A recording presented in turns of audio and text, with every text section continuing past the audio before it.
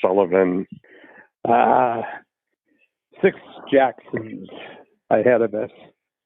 Yes, it's very exciting. Very, very exciting.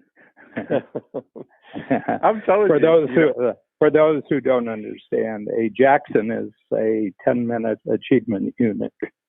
Achievement unit. I love that. Do you like that? No, I do like that. Yeah. Yeah. What can you achieve? A CAU, we'll call it a chronological achievement unit. Yeah.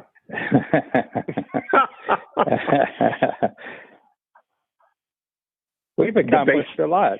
We've accomplished a lot of it. I love that. When, I got your fast filter about looking back now on the things that have come out of us spending almost 3 years talking about the joy of procrastination. Mm-hmm. And it's pretty, when I still remember, I'm immediately right back at Le Select Bistro and sitting across the table from you as you were explaining to me the, newfound sort of realization that, or suspicion that procrastination might be a great way of organizing our priorities. And I thought that's like such a really, really amazing insight because it's always there. It's never, I've never been blanked. I mean, I can't tell you how many times I've asked that question. Okay, it's the lifetime. What have you got for me today? Yeah, it's the lifetime friend that never lets you down, procrastination. Yeah. And we always have an answer. It's like a guardian angel, I grew up with. It's like a guardian angel. Oh, no, don't go there. Don't do that. Yeah. Nope. Keep doing nothing. And this has been it's been a delightful journey since then. I mean, just when I was looking at the list of things that you had sent over, those are great ones. And I think it would be good to talk about them because you realize what foundational things they've become in my life, in the way that I approach things now. And I would say we both came into this as sort of world-class procrastinators and have but isolated. We were isolated world-class procrastinators, which most procrastinators are, by the way. Because it's an isolated. It's the part of life where I think people are most isolated. Well, certainly one of them. One of them. And the reason is because you're shamed. First of all, you have a sense of shame about it. And you feel, to a certain extent, by comparison with other people, that you have it worse than other people. Yeah, that's it. And you don't want the dread that people will discover what a procrastinator you are. Yeah. Well, in a sense, we were worse off than others. Yeah. If the ideal is never to procrastinate, we were hopeless. Mm-hmm. Yeah. Yeah, and that's what's been your experience of it now, looking back, kind of, because you were sharing that idea of actually just asking yourself that question, and we haven't revisited your idea of picking your 3 priorities for the day. We haven't talked about that for a while, but does that go into it now, or what's your current protocol? It's been it's been kind of interesting to me during the lockdown, the period where we're all more or less at home, that I kind of notice that I have these little collisions throughout the day that my mind thinks of something, and then I'm prompted to do something, and then I feel a little stuck. And so what it does is it triggers fast filters. It triggers fast transformers, which is a small version of bigger exercises in strategic coach. And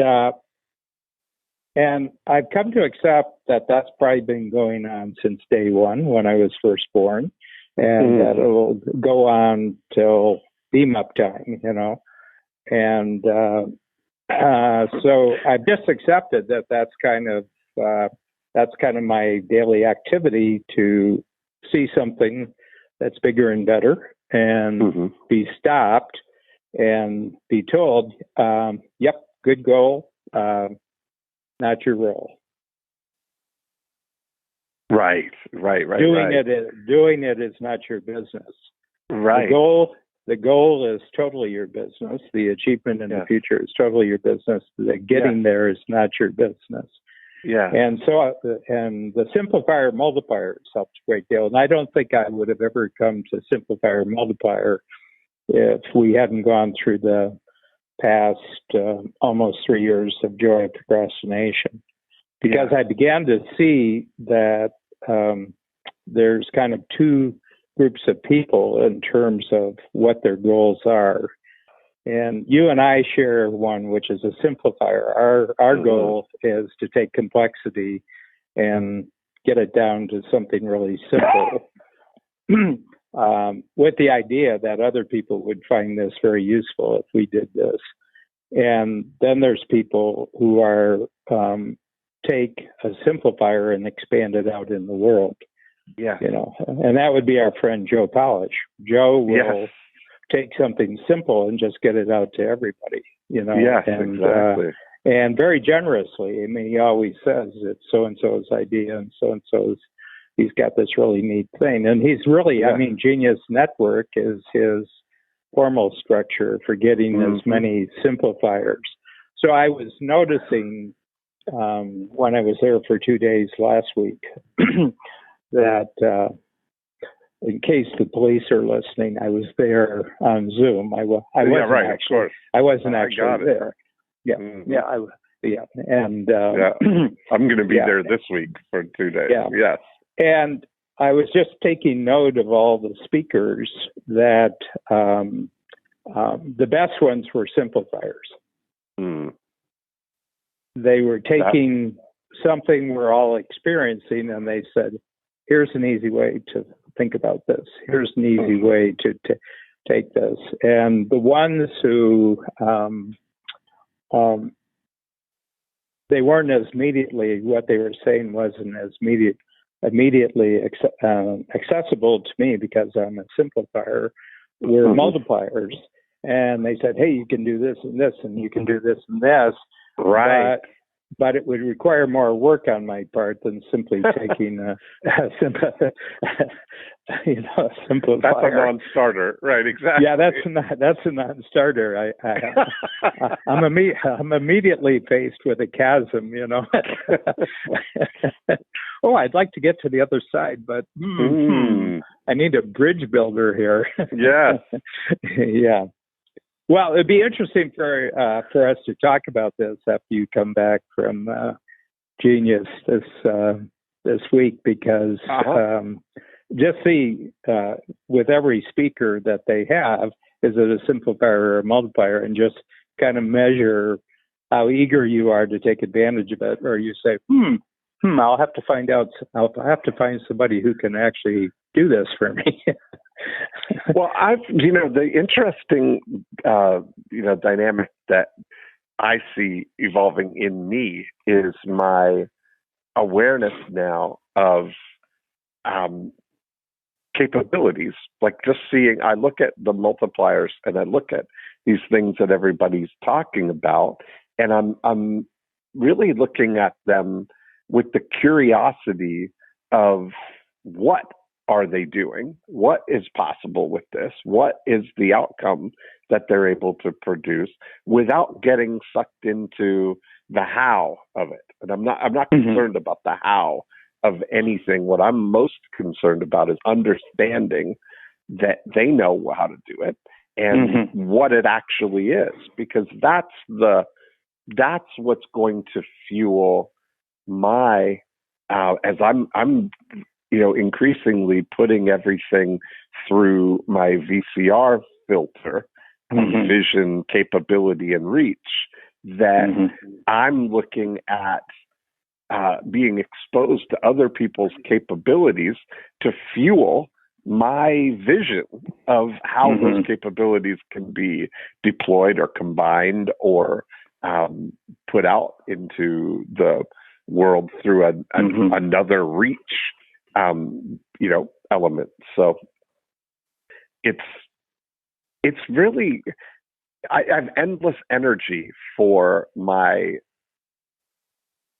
specialties, or the things that come naturally and effortlessly for me, right? Like I have endless energy for vision and for seeing how things could come together and brainstorming and exposing myself to new what's. And I realized that where you, as soon as you get into anything that requires energy, that's a good clue that I'm on to something that I shouldn't be doing. Yeah, it's almost like the invisible fences, that they put a sort of a collar on a dog. Yes. And you don't have to put up a fence, because the moment that the dog reaches the perimeter, the boundary, their collar goes off, and they've been trained when the collar goes off, you don't go any further. That is a really good visual. Yeah. Because you completely understand that. That's what and it's happening often below the surface. Well, I mean, the code that we've cracked is that procrastination is the color. Yes. That all humans potentially, if they think about things correctly, can create simplifier multiplier collaborations. Okay, that. And what it says, we're born to be in teams. We're not born to be isolated individuals. But I think that procrastination is used either, what I would say, intentionally or unintentionally by people around us to actually keep people in a kind of a state of isolation. And, one thing I was thinking, trying to think who I was talking about to this. Oh, wow. It was in the past couple of days, but I've talked to a lot of people in the last couple of days, so I'm not quite sure. But I said, the ideal for government, if you take government to its extreme, which is totalitarian, and if you take, and I think that the tech companies, because they're kind of dealing entirely in Cloudlandia. If you think of Facebook, if you think of Google, Twitter, they're dealing totally in Cloudlandia. They're ideal too, and this is where I think totalitarian government and big tech kind of find that they're very, very close cousins. Close relatives, is the sense that they would like to atomize the individual. In other words, that the only direct relationship that the individual has in life is either with the state or it's with the big tech company, it's Facebook or Google. And I don't think that they really realize that this is what their intention is. I think people like Lenin did, Lenin and Stalin and probably the Chinese Communist Party. And therefore, they want to remove all other interests that the individual has, or what I would say, all other commitments. and they want them to live almost totally in a world of distraction and dependency with them, and what I think that the lockdown has done is it's cut off the direct relationship between the government and the individual, and it's cut off the relationship between the big tech companies and the individual, in the sense that they can't get the individual really to do anything because they're locked down. Yeah, and you begin to appreciate the things you have rather than the things you want, because you can't get the things you want. So I think that you got to appreciate something. And I've been taking walks throughout the beaches where I live in Toronto. And lately I've been going uphill. So it goes continually upwards until you get to Kingston Road from where we are. And so I've been walking up, and I realized that in the 27 years that we've been here, I've never really gone above Queen Street. The beaches for me is everything south of Queen Street. But But on my walks, I go uphill because it's good for if I'm going to walk, I want to get some value out of the walk. And I'm just really noticing really neat houses that are kind of built, above Queen Street, and they have to take, and they're really interesting because they're always having to take into account that one side of their property is much lower than the other side of their property. And so they've come up with all sorts of neat solutions to dealing that they're basically building their homes on a hill. There's all sorts of little streets and little cutoffs and alleyways. So you can every day you can investigate some new route. And I've been down here for 27 years and never really bothered to walk above Queen Street. Wow. Yeah. So what I'm saying is that my appreciation for what's available to me during the lockdown has gone up. Yeah, it's really once you get into that restriction on something, you start to now explore with more intensity the thing that you do have access to. And that's an interesting thought, because that we mentioned, this really the interface between the mainland and Cloudlandia is this. Our mainland experience is really in a very narrow radius, right? Like your mainland experience is really primarily between the office and Yorkville and the beaches in that little bubble there, And now you're saying even in the, in your local, like the 1 mile radius around you is becoming more interesting too. Yeah, I think the one thing too, the beaches, first of all, there's controversy whether it's the beach or the beaches.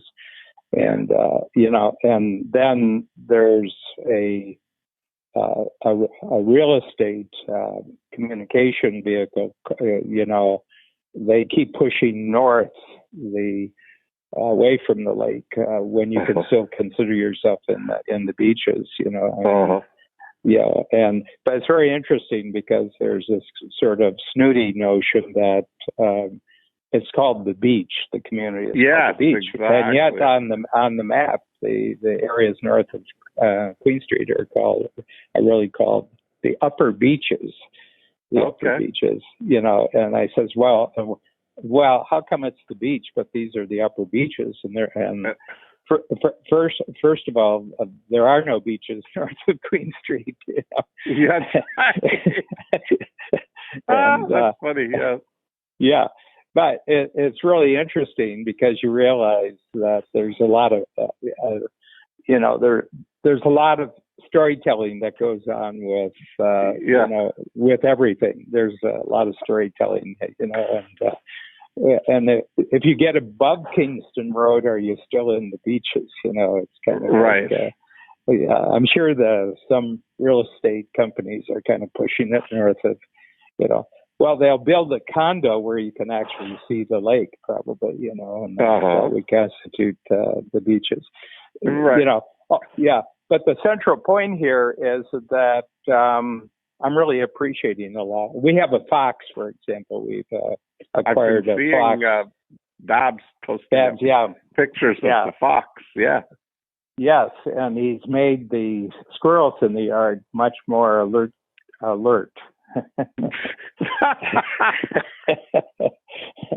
That's funny. Yeah, this whole and you just appreciate it. Like I appreciate he does his rounds, or she, it's probably a she, because it's very clear that the squirrels are being taken back. And when she comes and she gets two of them, she's not eating all the squirrels. Somebody else is eating the squirrel. And, so she's taking it back to her kids wherever they are. And, boy. Yeah. And, but it's very, very interesting. I've taken a real liking to her because she's into no nonsense. I'll tell you, she comes in and she's at the job. And she's at the buffet, going to the store. She's looking for, So it's funny because I haven't seen the raccoon. We have raccoons actually somewhere on our property. They have a den somewhere that we haven't seen her. You probably don't stay up late enough to see the raccoons. Well, it's very, very interesting. At around 7:00 last night, I came out, and we have those big oak trees in our yard. You remember, we have 7 of these monstrous oak trees. And all of a sudden, I heard a scuffle, and I went around the back of the oak tree, and there were 4 little raccoons, hightailing it up the tree. Oh boy! And I just didn't watch them, and they kept climbing and climbing, and they were getting to the point where they had to climb out. In other words, they had to be upside down. Yeah. They had to climb up, and then all 4 of them got into the first notch, where we have 2 limbs. And I said, that's really funny. I didn't see the mother. And then, I was going over to the cottage house, and I came back, and there she was up the tree. She was going up, and I said, this is going to be interesting to see how she gets those 4 to come down, because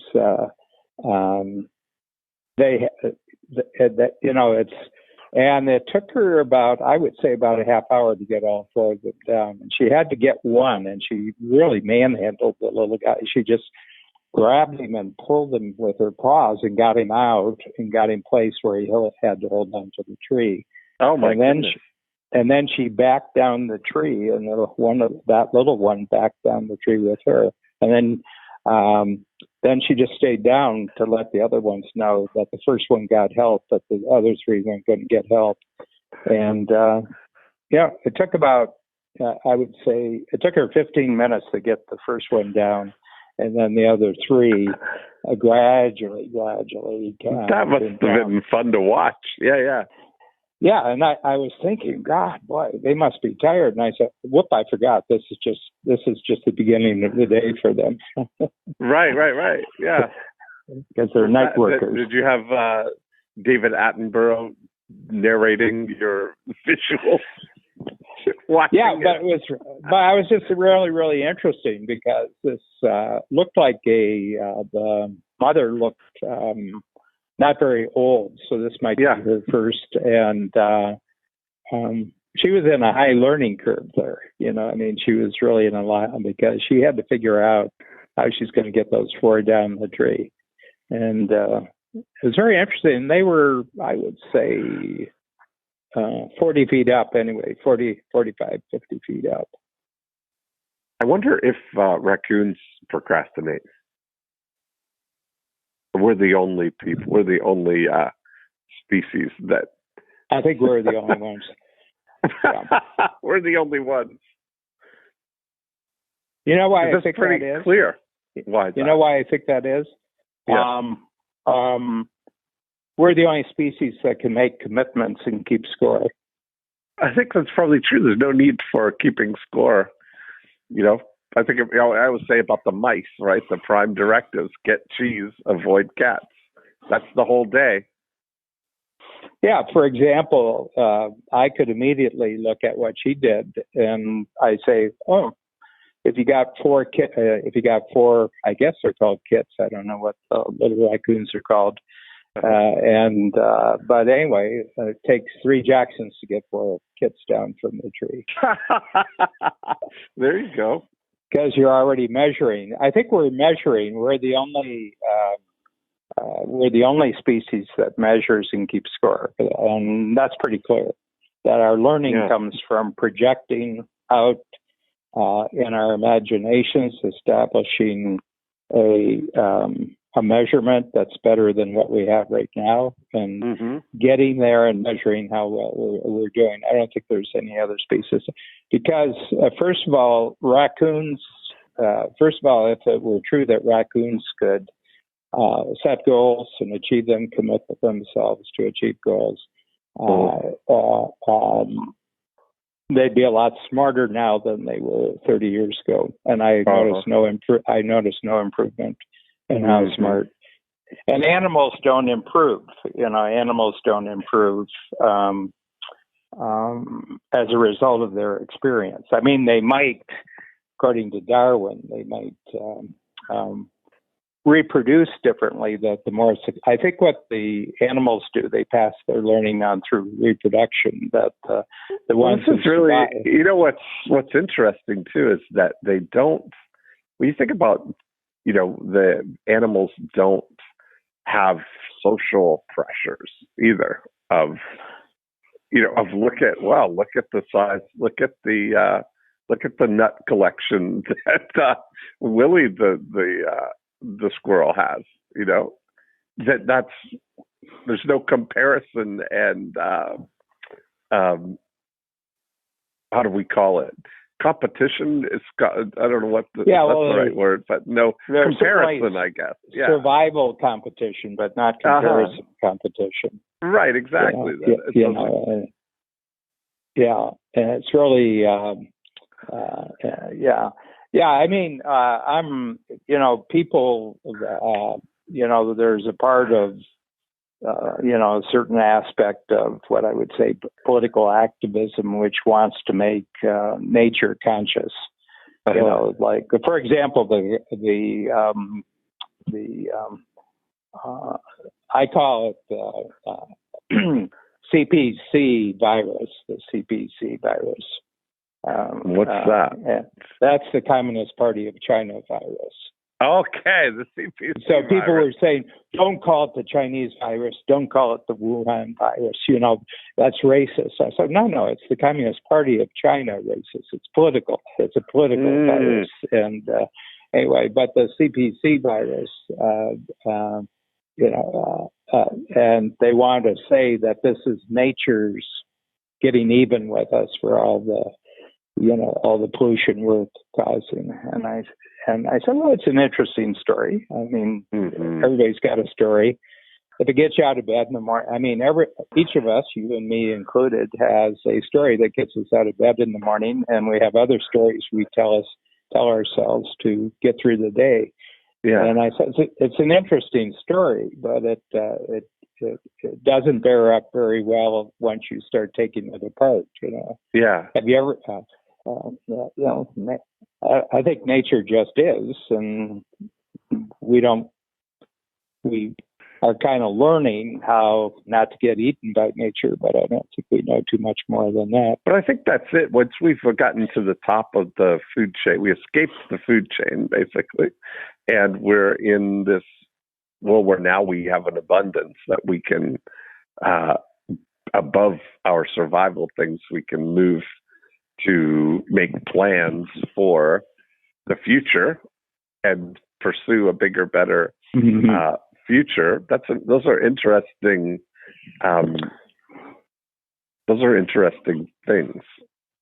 Yeah, and I think we compare ourselves on that basis. Yeah. We pick up whether people are better at or worse than our ability to kind of use the present to create a better future.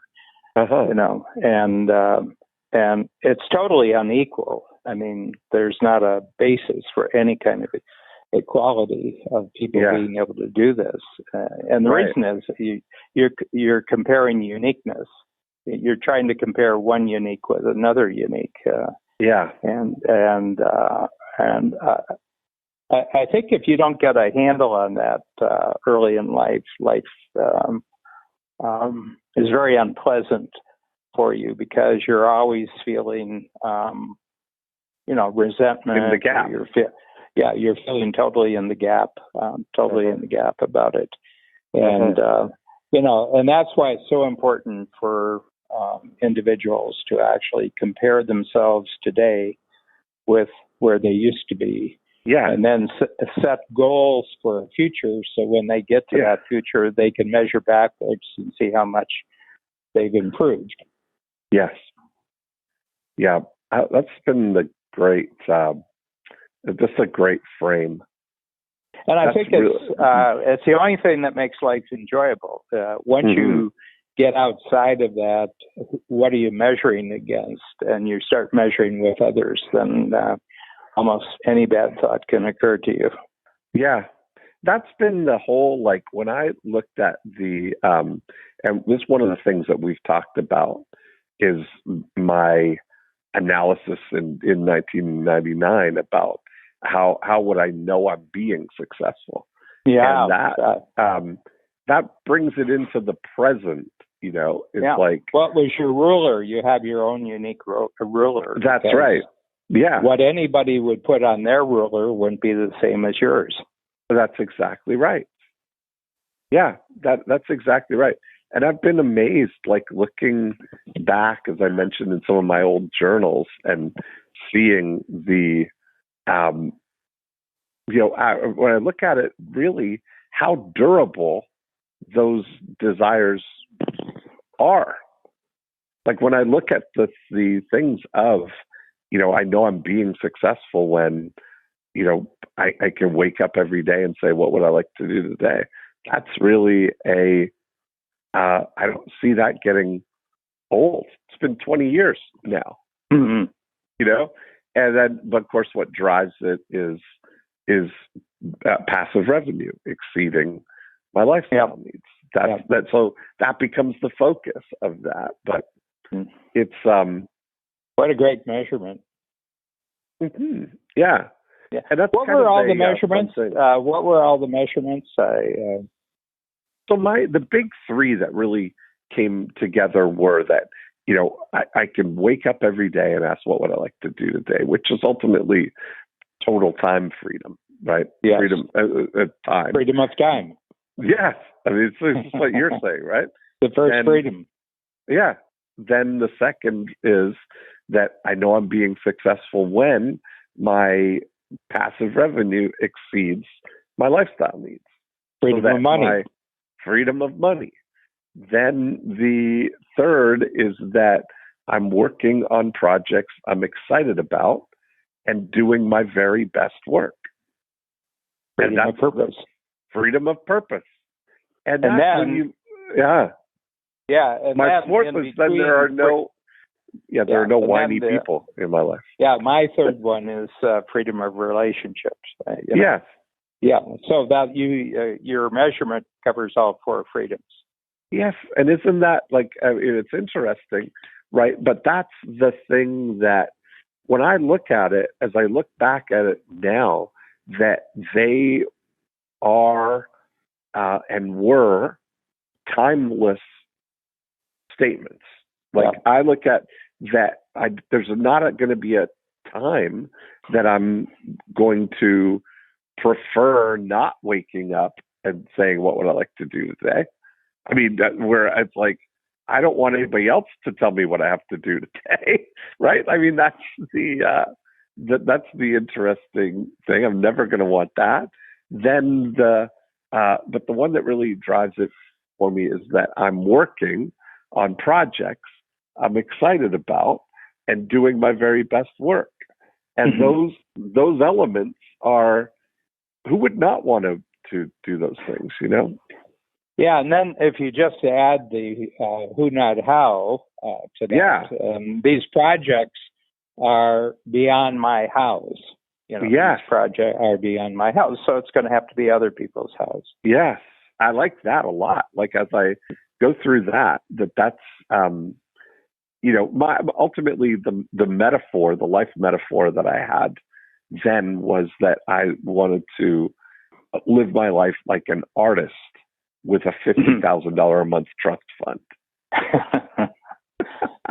that I can explore and do what I want to do without the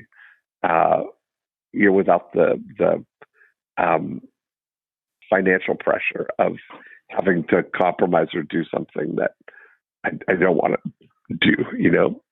Yeah.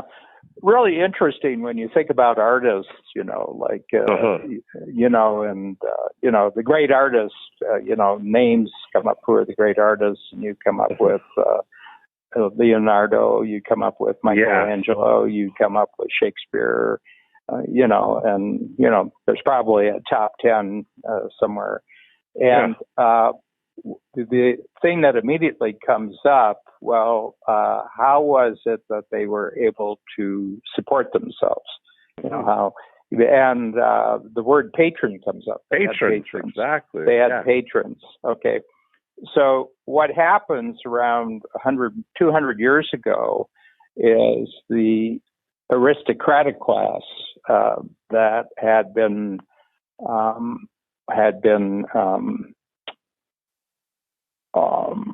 who had been supporting artists, you know, Target, everything else were under siege because it was a landed aristocracy. It was basically all the aristocrats were top dogs because of their land holdings, you know, and it was tied to monarchical government. Once you move from monarchy to democracy, you know, and that kind of happened in the England, kind of the Low Countries, Holland, and then England. This really the birthplace of modern democracy as we know it. It's also the birthplace of capitalism, and therefore individuals who are not born as aristocrats, through their own efforts, can create something which has a consumer market for it, and they can, you know, make far more money through innovation than the landed aristocracy could do through their land holdings. And this is the great tension. And artists got caught in the middle of that. Okay, so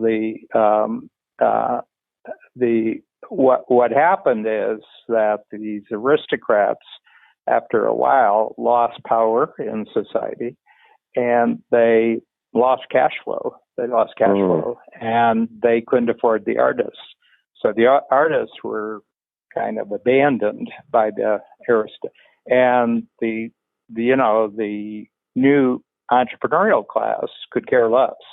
You know, I mean, a lot of them wanted to join the aristocracy, and after a while, they wanted to be. Generally, most left-wing children came from entrepreneurial parents.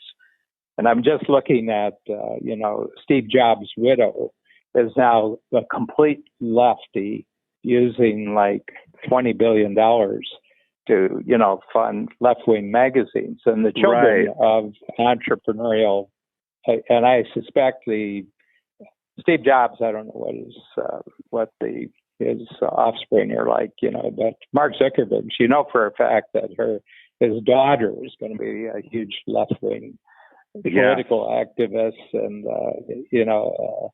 and the reason is because there's no way that the children of someone like Jobs or Mark Zuckerberg or the Google guys or anything else, the children have absolutely no possibility of ever matching the achievements of their parents.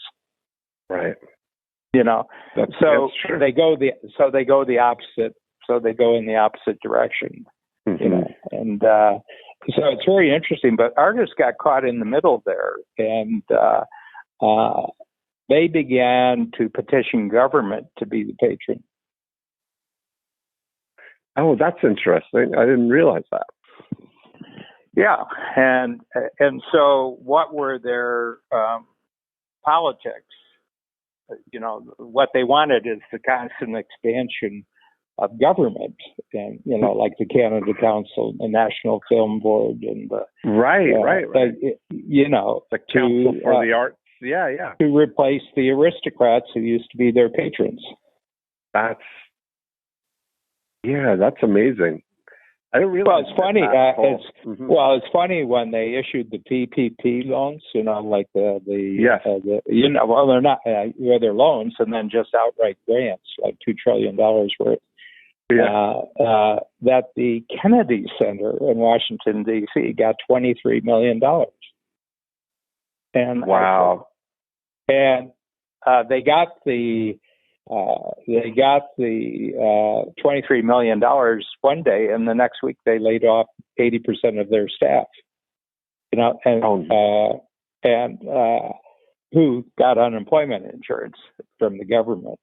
Okay, right. So you can really see that government, quite apart from things like defense and building roads and picking up the garbage, the artistic class, which covers lots of different, expressions of art, have actually, it's the biggest demand for the expansion of government, because that's what they want to create patrons. They want to create patrons who take care of them. Yes. Wow. I wonder how, that now you start to see. I wonder, when did art become entrepreneurial? Like, when did art kind of enter into that? Well, I think, they were, basically, they came out of the craft, the craft. Shakespeare was a pure entrepreneur. He was, he was the first actor who was also a playwright and owned his own theater. And, it's kind of like people said, you have to remember Shakespeare was working for money and to a deadline, Yes, right. Yeah, right. which, to a deadline. And, he had patrons. He had aristocratic patrons. There's no question that he got some cash. But it was usually for a particular play, and it was usually for a particular performance. So he and then he had, he filled the theaters with people who paid to get into the theaters. And and then he speculated in wheat. He was a big wheat speculator. Oh, I didn't know that. Yeah, well, because it's, he had 5 plagues from the time he was born. He was born in 1564, and he died in 1616. I know he was 52 years old when he died. Okay. Uh-huh. And during that time, there were 5 plagues that lasted more than a year in England. Wow. And mostly in the south of England, because that's where the population density was. Uh-huh. And when a plague happened, all the theaters got closed down because they understood physical distancing and quarantining in those days. It's not a new thought. And so he was out of work.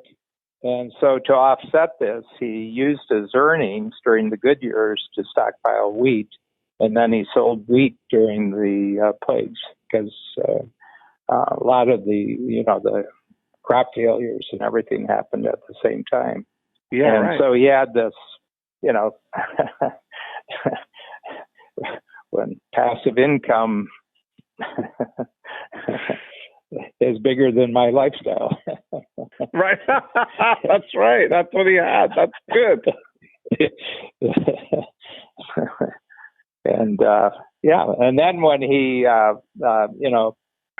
got really well off, and after 1600, he really hit his stride around 1600. Then he used all his earnings to buy real estate to become part of the landed aristocracy. Okay, so he became that. There we go. Yeah, self-funding. Yes. Yeah, because the status was with the landed. All the status in that society was with the landed aristocracy. Wow. That's really interesting. It's so funny to, it's almost like identical when you look at Tyler Perry, his path of starting out writing the plays and getting them funded. Amazing, actually. Well, then having a mansion where he's got two refugees from the royal family. Exactly. That's funny. Harry and Meghan are staying. Yeah, he's got $16 million, I think. And I don't know if he's charging them or anything. I doubt it. Because I think both of them are used to schmoozing. Exactly. It's not schmoozing. Schmoozing is interacting with people. What is right. What's the term? You're living off of other people's goodwill. So anyway. Yeah, but anyway, I don't think either of them really want to do that much work going forward. Yeah, I wonder what what that means. They're going to stake their own claim in the world. Yeah, and I think the royal family, the Queen is the biggest, could be the biggest landowner in in England. I think she might have more territory with the various castles and homes and everything like that, And so, but that I think you have the old wealth in the old west, and it's the same in the States. It's the same in Canada. You have the people who were entrepreneurial, big entrepreneurial winners 100 years ago in almost any country, and they were mindful of keeping a hold of their gains. They're now landed aristocracy now. Mm-hmm. There's no innovation. There's nothing. Yes. Yeah, they're not doing it. It's like the Edens. There's probably the Eden family, and I hadn't thought about the Eaton family in a long, long time. Yeah, that's kind of a name that has, was very big. And you have in the Maritime province, you have the Irvings and you have the McCains and all these individuals. But I bet the next generation's 2 or 3 the Westons now, the Westons. I bet 2 or 3 generations down, they're probably they do charity, and if they're not left-wing political activists and and everything else, but they're not doing anything that you and I would consider interesting. Right, exactly. Yeah, that's all. I was thinking about the whole, like I would consider, Edison to be similar in a way to an artist in inventing things, that have to put invention in that same category. Dean Kamen. Yeah, and I think and I think that's the reason when you talk about all the great innovators, inventors, innovators, and entrepreneurs of the second half of the 19th century. You had the Rockefellers, and you had the Vanderbilts, and you had the Mellons and Carnegie. I mean, Westinghouse. These were all big deals. I mean, these people were really big deals. But I think the one person that's always used to represent that entire age is Edison. And the reason is he just kept at it.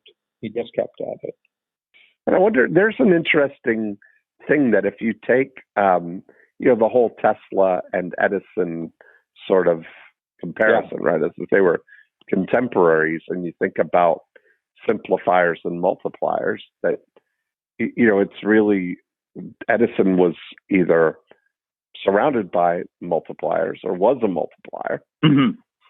In addition to being a simplifier. He's a simplifier. Who knew the value of multiply. Other people's ability to multiply, and Tesla didn't. Who's the story behind? I mean, is there an Edison partner or somebody, behind the scenes who was the actual multiplier of Edison's output? I'd have to dig deeper with that. But there's never any name that, I'm right. pretty familiar with. I grew up 2 miles in northern Ohio from his birthplace, and so the whole town is filled with Edison, history and Edison. Don't remember any, anyone sticks out, but he seemed to have been good at doing it with lots of people. So I think he was very project driven, and he'd have different partners, And actually, he didn't win out. It was Westinghouse who was the big winner because Edison knew how to electrify blocks of cities. You could take 10 blocks by 10 blocks. Yeah. But he didn't know how to do it long distance. And Westinghouse figured out long distance, and that's really scale. He was reach. That's it. That's exactly right. Yeah. Edison figured out he created the scale ready algorithm. Right. Yeah. But and it was the difference between DC and AC. I'm not quite sure which was which, but Westinghouse really figured out between cities and the countryside, you could electrify the countryside. Yeah. Which was actually more important than, it was as equally important as the cities, because you could create new cities if you could extend electricity. Yeah. Yeah, I was looking at Adam Beck. I got real interested. I was just thinking, a question just occurred to me. I said, I wonder how much electricity Niagara Falls produces. Creates. Mm-hmm. Creates, yeah. And just to give you an idea that at any moment it would be lighting 24 million light bulbs. Oh, wow. So that's a lot of Ontario. Yeah. But it's, it's continuous. So it'd be 24 million light bulbs forever.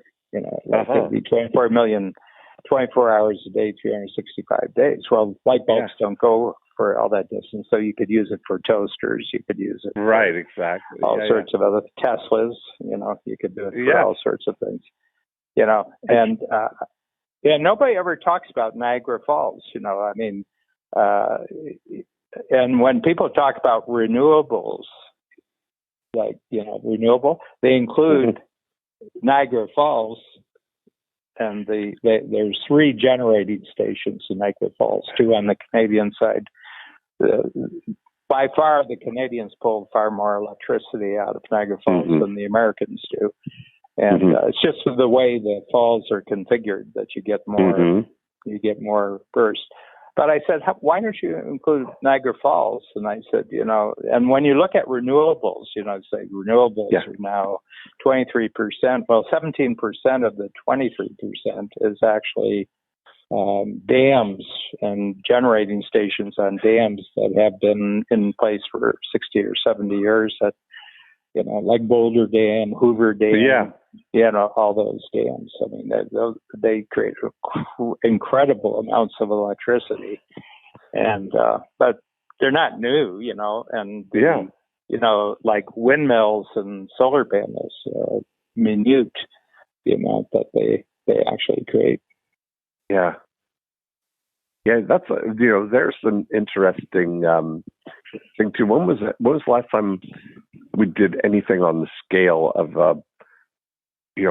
Hoover Dam? That was interesting. I'll look it up. There's actually phenomenal 35-minute. If you go to the archives, National Archives, they have a video site, and they just have thousands of videos. And I think they were Depression era work projects for people in camera business. But they show the complete creation of the Hoover Dam, and they pulled the whole thing off in I think it was like 6 years start to finish. Yeah. Right. And it was massive teamwork. I think that there was like a conglomerate that came together that was 6 companies, because no company had the ability to build the dam. They had to put it all together. But it's very interesting to take your VCR model and I was just thinking that to take the to overlay. That's an interesting project. Yeah. What's the vision? I'm starting here? to see. Yeah, exactly. What's the vision? What's the vision here? Yeah. You see more. Let's create a long-term electrical supply for us. Yeah. And the pipes, they use the bypass pipes. They dammed the river up, and then they drilled through 2 bypass channels through the mountains. And the pipes, the diameter of the pipes was as tall as my house. Mm-hmm.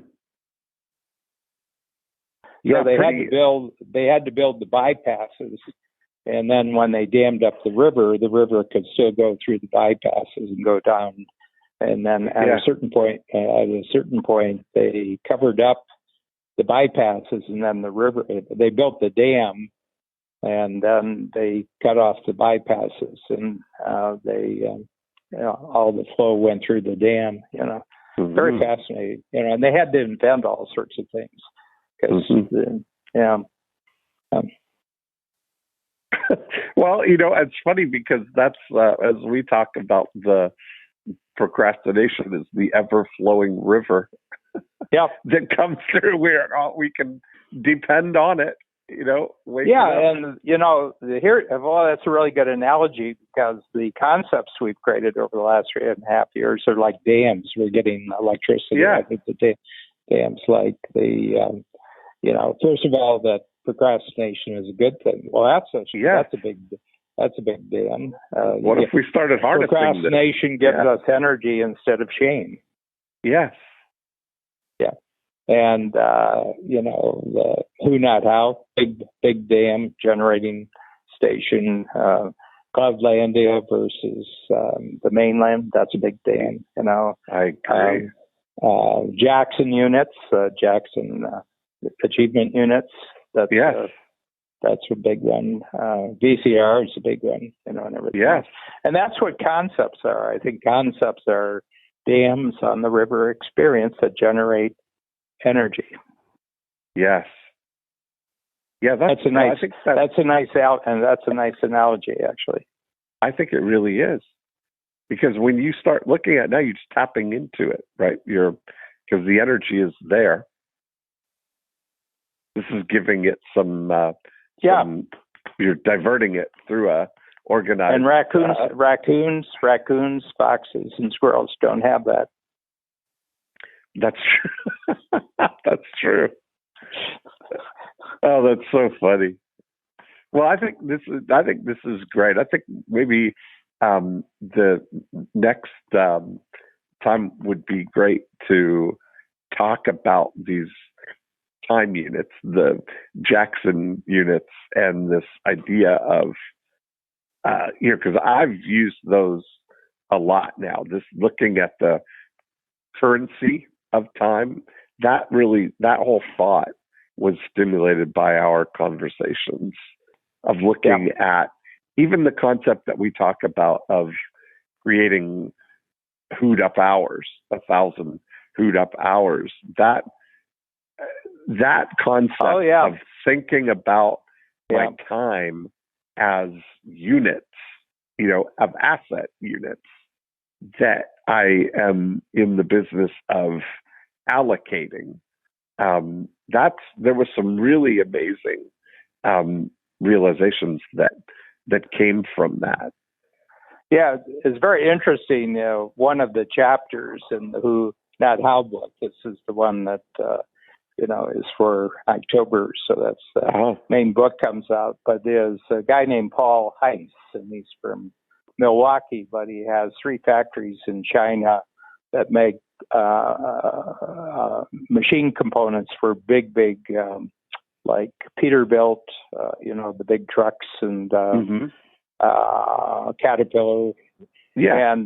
And what happened about 18 months ago is Trump put the 25% tariff on the Chinese, everything coming out of China. And it was an instant wake-up call for Paul. And he said, he says, I can't make a profit if I've raised my prices 25%. So he immediately said, I've got to get factories somewhere else. And he picked India. And with 6 impact filters, he created a factory. Didn't do any of the howling, except talk about the impact filters. And he went right to the top. He went right to the U.S. ambassador in India. So he said, I bet the ambassador, my number one who is going to be the U.S. ambassador or the head of the trade, in the embassy. I forget who the individual was. And he just told him his plan. And then the embassy in New Delhi put him in touch with a whole series of who's, and those who's built the factory. And he tells the whole story. And now he's, he read the Peter Zion book, The Absent Superpower, and he said, I got to get all my supply chains back to North America. So now he's building factories in Mexico using the same principle. Go to the U.S. embassy, everybody in touch, and he just puts together who teams by using the capability of the U.S. government, and everything like that, and. That's amazing. That's great. Yeah. Just amazing stories. And I love how all this evolves. How we start something, and then it all starts to evolve, and we're seeing amazing now.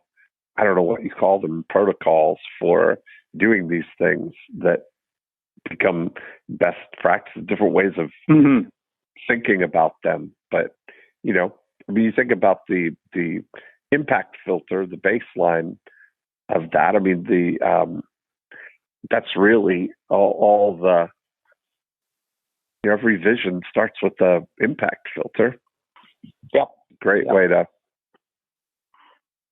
Yeah, but he just immediately went to a tool that was going to make it possible for him to communicate at a distance, because and most of the conversations were Zoom calls, like he didn't actually have to meet with these people individually. He could just send the impact filter and then talk them through the impact filter.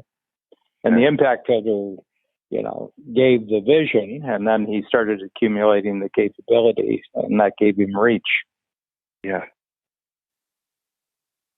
I love it. Yep. Yeah. It's really a great. And meanwhile, we live our lifestyle. That's exactly right. I can't think of a more delightful way to have spent the last 6 Jacksonian units than our conversation. We've done well with this one. Yes. Yes, one of now these are to be treasured. These are the final 2 months. Middle. I'll have to go back and check. Will we know from the date of the first one when that was? We will. But, I think it'll be an interesting.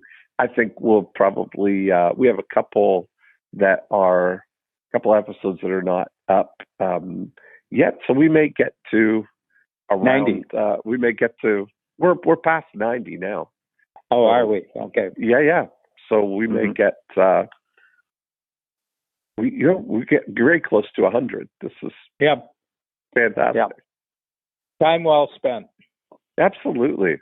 And I'm excited about looking forward to to exploring Welcome to Cloudlandia. Oh, yes. Yeah. Yes, that's where the future is. The future we'll devote, is in Cloudlandia. as we get into June, we'll start devoting time to saying, we're kind of, extracting full value from Joy of Procrastination. But I agree. We have to give some sense. That's where we're going. Yep. Awesome. Can I tell you something? And it was amazing. I'm reading this history. I've been reading for about 6-7 months books that are the history of the Pacific War, Second World War, U.S. versus Japan. So the crucial island in the Pacific that they got was Tinian, and Tinian was very, very important. And just give you an idea how big Tinian is, it's about the same size as Manhattan. Okay. Yeah. And which is really interesting because that's where the Enola Gay, the B-29, flew from Tinian to drop the first atom bomb on Hiroshima. Oh, wow. Okay. And Americans, interesting sense of humor. So they just basically destroyed the island when the Japanese had. They just destroyed everything that was there. And then they brought in all these earth movers and everything, and they reconfigured the island. And they laid out a grid, a road system, and all the streets are named after streets in New York City. Oh, wow. Like there's Broadway, Fifth Avenue, Central Park. Yeah, right. There's right. You know why? No. Because the secret project that created the atom bomb was called the Manhattan Project. So it shows a sense of humor. There you go. Oh, that's so funny. I didn't put two and two together. That's funny. Yeah. And they named it. And people say, why are we naming it after New York City? And they said, I don't know. We've got a whole bunch of people from New York City. And we thought, a lot of people have been to New York City. And knowing they couldn't say anything about what the project was, even they had a special unit. Paul Tibbets was the pilot, and he was really in charge, for about 2 years of how they were going to do it. And he was working very closely with the, Oppenheimer, the scientists, and Leslie Groves was the general in charge at Los Alamos, of actually doing the bomb. But I said it shows a little sense of humor, though, that they would name lay out the island and with the streets of New York City because of what was coming. Yeah, amazing. Yeah. Well, there you go. All righty. All right, Mr. Sullivan, I will reconvene and talk to you. Yeah, and keep an eye out at Genius about which ones give you energy and which ones don't give you energy. I will absolutely do that. Perfect. Okay. Okay, thanks. I'll talk to you soon. Okay. Bye.